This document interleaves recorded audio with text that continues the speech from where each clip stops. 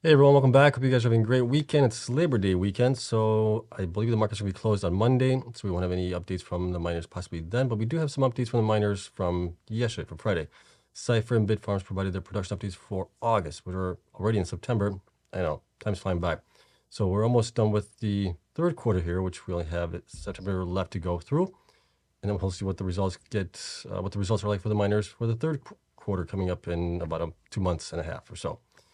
Okay, we'll take a look at those miners there. We'll also take a look at Bitcoin at the end, see what's going on with it, and we'll call it a day. Should be an easy one. All right. But as always, you guys know the drill here. Not financial advice for entertainment only. Do your own research. I'm investing in the following coins and companies for full disclosure. And I did buy some more CleanSpark shares. Yesterday I bought another 500 shares of it. I sold some Rivian shares as well to buy the CleanSpark shares.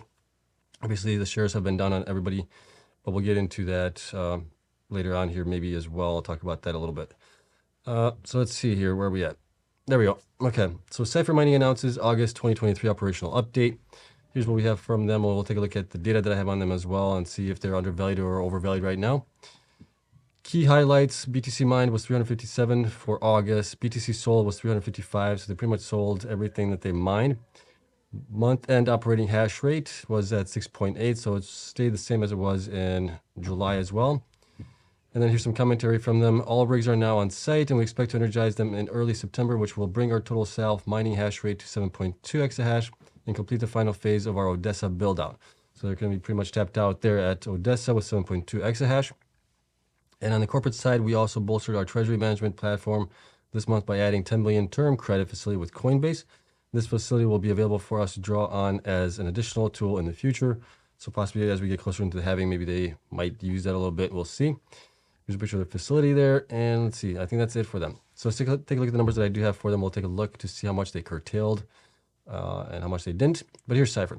So Cipher right now has 254 million shares outstanding. Market cap is at 766 million.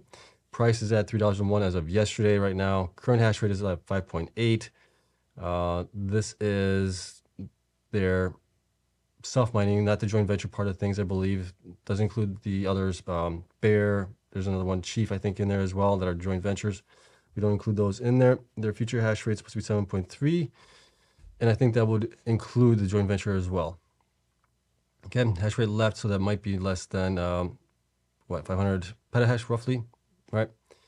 If we look at the performance for the last 12 weeks, we can see that from 12 weeks ago, they're down 1.3%. From 8 weeks ago, they're down 38%. From 4 weeks, they're down 18%. And then last week, they were actually up 1.35%. This was not this prior week, but the week prior to that. Okay.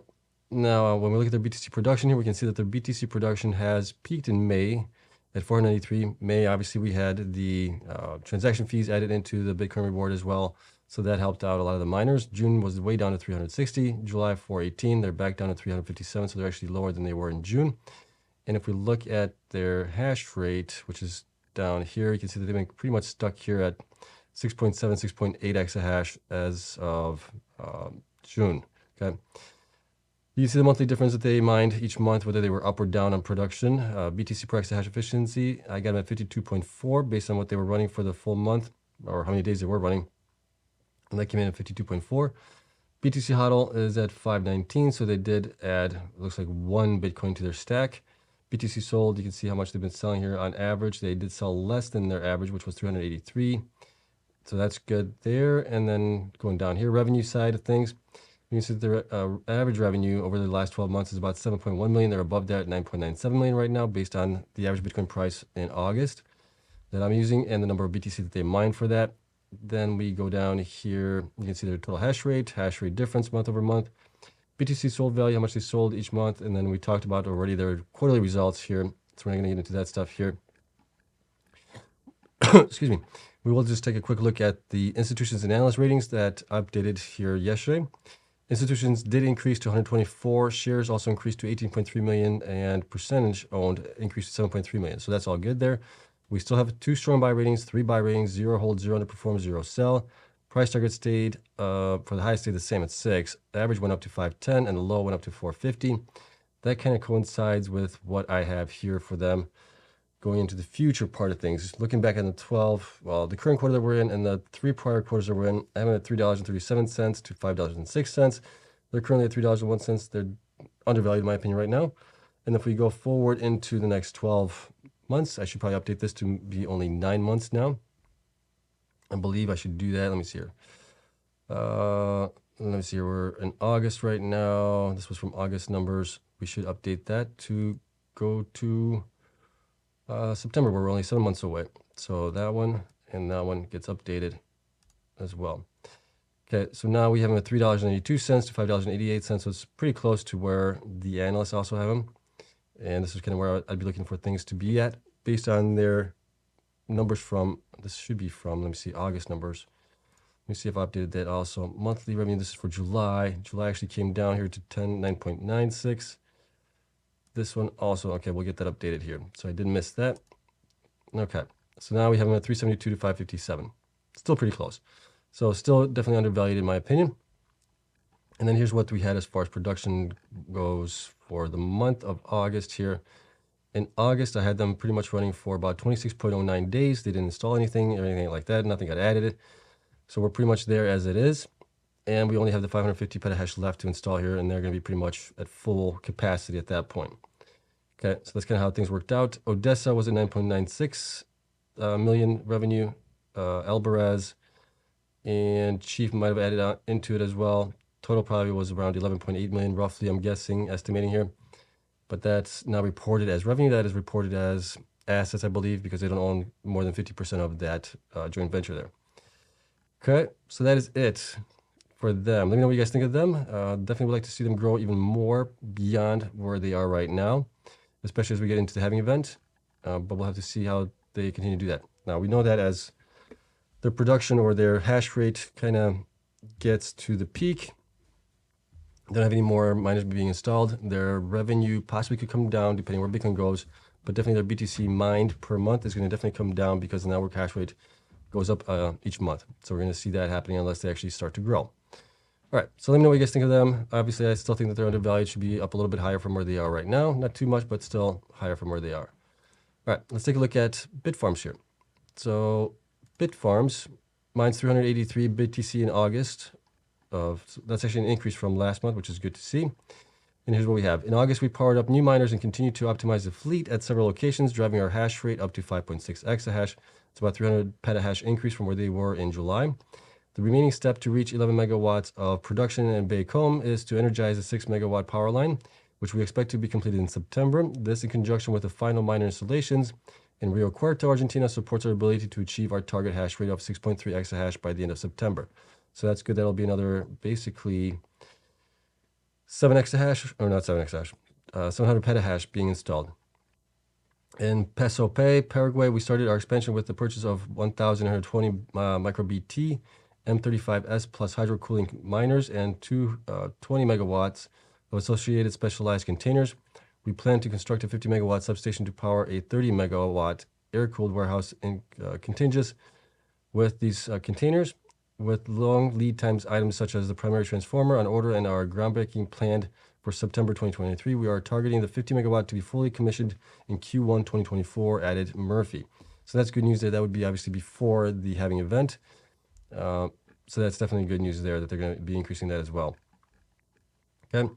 Let's see here. They talk about some upgrades and efficiency, things like that. With this upgrade energy efficiency, which includes the energy needs of all supplementary equipment, such as fans, lights, networking hardware, improved from 45 watts per terahash to 28 watts per terahash at Mago, and from 38 watts per terahash to 37 watts total terahash across our entire portfolio, concluded Gagon. Okay, so that's good there as well. They're getting more efficient on that. We'd like to see them get below 30, close to 30 or below 30, especially as we get into having an event on that one. Going down here, total BTC mined was 383, so that's an improvement over July, which was 378. Monthly end operating hash rate, also 5.6. That's an improvement over the 5.3 we had. BTC sold, they sold 323, so they sold a little bit less than they sold in July, which is also good. And I think that's it. The rest of you guys can read it here. We've talked about this here in the past. We're not going to dive too deep into it. Let's take a look at Bitfarms on my spreadsheet. And here we go. So here's what we got. Bitfarms has 258 million shares outstanding right now. Market cap is at 338 million. Current hash rate of 5.6. Future hash rate about 7.8, somewhere around there. If they turn off some of the older miners, they might be going down a little bit from that. Their last 12 weeks performance, they're up from 12 weeks ago at 12%. From 8 weeks ago, they're down 33%. From 4 weeks ago, they're down 17%. And then last week, not this end of week, but the prior week, they were actually up 3.97%. Their BTC HODL is 654 Bitcoin, valued about 18.2 million. And then you can see also their BTC production has been kind of up and down here. And that is conducive to, one, just barely keeping up with the network hash rate. And we'll take a look at their hash rate, how that has improved over the year here. But they haven't kept up with it, so we're having that little decline here as things go on. So they really need to upgrade faster than the network hash rate is growing. And that's basically the same thing for all the miners here. If they want to continue to generate either the same amount or more Bitcoin per month, they need to grow more than the network hash rate. Okay, you can see month over month difference, how much they mine Bitcoin here. BTC HODL has been increasing here nicely as well, which is good to see. BTC per exahash efficiency, I got them at 68. BTC sold, how much they've been selling on average here is 546, so they're below that now. So that's good. And you can see here their hash rate here. As of last year in August, they were at 3.9, they're at 5.6. They've had continued pretty much almost monthly increases in their hash rate, sometimes every other month or something like that, but they have those increases here, and it's good to see, but they would still need to increase that a little bit more. Revenue here, you can see, is on average about 10.25 million. That is actually up from where they are right now, or lower than where they are right now, 10.69 million. So that's good there. Hash rate difference for month over month. BTC sold, how much they sold, you can see all that. We talked about their quarter results already. Let's take a look at the institutions side of things here. So institutions did increase to 116, and shares also increased to 40.2 million shares from 31.9. That's a nice sizable increase. That's 14.7% now from 14.59. They don't have any strong buy ratings. They do have 2 buy ratings, 0 holds, 0 underperforms, 0 sells. Price targets are now across the board at $3 for the high, average, and low, where before we had $3, $2.50, and $2. So that's kind of good there. I think the analyst targets are still kind of low for them. We'd like to see them up a little bit higher. Right now, let me update this as well while I'm thinking about it, because I'm sure I didn't do it. And I know I didn't do it. In August, they came at that. This one was that. Okay, and then the August halving, we're now 7 months away. Do the same thing for that one. Call it a day. Okay, so there's that one. We're looking at about 101 million now. The next 12 months if everything stayed the same. So we're looking forward here. Currently, we're looking at $4.81 to $7.21, and this is based on the last 3 quarters that we have information for and the current estimated quarter that we are in right now. Now, given that their revenue has been coming down here, and you can see here, and let me see if I can see it. You can see their last 4 quarters revenue actually has been going up, which is good to see. But it looks like based on the current month numbers, if you look at them here, it is down from the 11.3 million that they had here down to 10.6. That is why the number for future potential price target is down a little bit here to 3.93 to $5.90. It's still higher than what the analysts have it. This is kind of where I think they should be kind of based on that. So somewhere around there between $3.93 and $7.21 is kind of, I think, where they are fairly valued at, based on their market size or based on their hash rate, everything else that we look at continuously. Okay, let's see here. Take a look at some raw data here on them. The miners that they did install here in August are these 103 terahash miners. We got those installed. That got us to roughly the 300 petahash they installed here. Those running for about 16 days. I had the rest of the miners running for about 30 days on average here. Looks like they might have been only operating for less than that, so maybe we could have gotten those up to 31 days, closer to that, but I have it 30. But we'll see. Okay, so that got us to the 10.692 million in revenue, which obviously all works out. And they do have, like I said, some older miners here that they might be getting rid of. These are the 80 terahash, 90 terahash, and the 91 terahash miners as well. Other than that, they are they're looking pretty good here. That would be about, what is that? That's about almost 476 petahash that they would be possibly getting rid of if that is the case. Okay, and that should definitely help them with the efficiency. Now, some of these miners that they do have here, the micro BTs, might not be the most efficient compared to some of the other miners there. Those are at 3,400 watts. And the speed on that, so that'd be around, what, 34 watts per terahash, something like that. Roughly, rough estimates. Okay, so based on all that information here, I think they're definitely way undervalued here from where they should be. And full disclosure, I do own them. And that's it. Let me know what you guys think of them. It's great that they're always providing the numbers first out the bat, usually the very first day of the month when that comes around. And I'm sure we're going to get some miners maybe providing some information on Monday. If they do, we'll cover them. If they don't, we'll obviously wait until Tuesday since Monday is a holiday and everything else. Okay. So that's it for that. Like I said, let me know what you guys think of that. Also, the spreadsheets for the miners and everything else is available to my Patreon members. It's $4 a month. Not a lot, less than a coffee that some swanky places.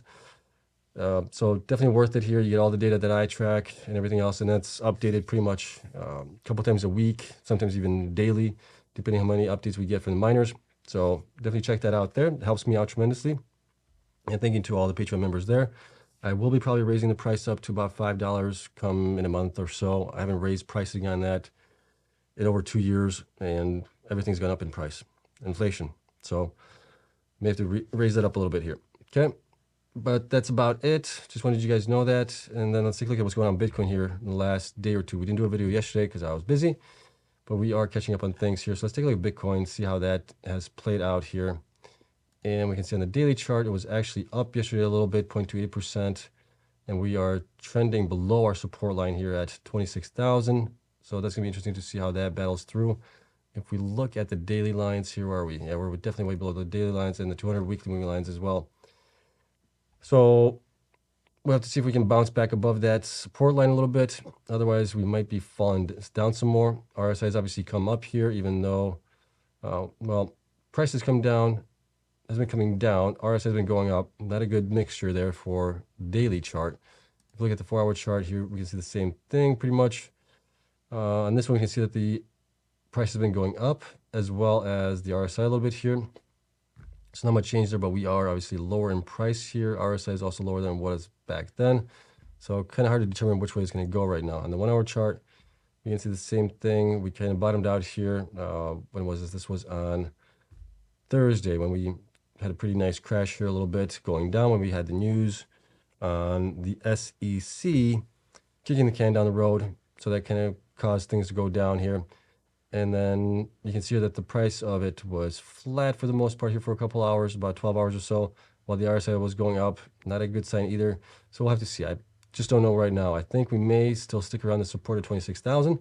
If that doesn't hold, then we might be coming down a little bit more. Our next support line would be possibly this bounce that we had here at, what is that, 24,000 something. If that doesn't hold, we're going down to 23,000.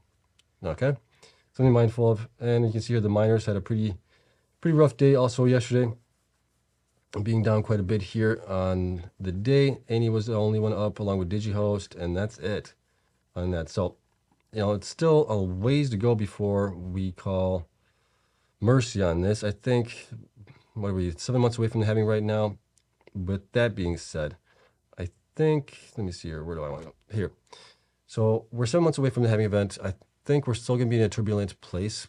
I was thinking earlier on this year that Bitcoin would be around 38, maybe 40,000 by the end of this year. We're right now at 25, 26,000 right now. We're not too far away. We're only about 12,000 away. I think we might still rally to that point by the end of the year, but we'll have to see. And then as we get closer to the halving event, we know Bitcoin can possibly do some crazy things. It might fall down more, might go up higher. We'll have to see, obviously. Also, big thing that's going to be driving Bitcoin price going forward is going to be the spot Bitcoin ETF. That's going to be happening possibly within the next 4 to 6 months, right around the time of the halving event. That's could be a really good catalyst on that. I'm also trying to figure out the data for that as far as what impact would that have if all of the, I think it's, what is it, 6 or 8 of these, they're not hedge funds, but like Fidelity, BlackRock, all those guys that have a lot of cash that are getting the spot BTF or trying to get it. If they do get it, if they only put it in 1% on it, what would the roll-on effect have for everybody else? You know, if they put in 1% and then you start seeing these mom and pop shops putting in there, the pensions, things like that, what kind of roll-on effect could that have? Would that be like a 2x, 3x, 5x roll-on effect on top of what these guys are putting in? And then also looking to see what the worldwide assets under management is, and if they put in 1% of that also of theirs, what would that be? So I'm trying to run some numbers on that. If you guys have any ideas as far as what the roll-on effect could be, whether it's 1x, 2x, 3x, 5x, be interesting to take a look at as well. We might do that tomorrow when we also look at the Bitcoin miners for this past week against Bitcoin. Okay, but anytime we're down right now, we knew it's going to be turbulent time, and we can dollar cost average in more. So I do plan on buying even more. My plan is, like I said in the beginning of the video, that I bought some more CleanSpark shares yesterday, and I plan to buy some more. I plan to get about to 10,000 shares. I'm at now like 6,000 or maybe 7,000 something right now. So still a ways to go before everything's said and done. I think we're still early in this. It is going to be painful at times. Bitcoin is going to come down, and it is going to be painful. And then it's going to be also great when Bitcoin goes up. So dollar cost averaging as best you can. As always, it's not financial advice. You got to do your own research and do things the way you see fit that are best for you. But that's kind of what I'm doing. I'm just letting you guys know. Like I said, like if you guys posted if anything else changes, but that's kind of the plan. And then from the video that I did, should I go all in on CleanSpark? You guys had a lot of great comments, so thank you for that. Everyone that commented on it.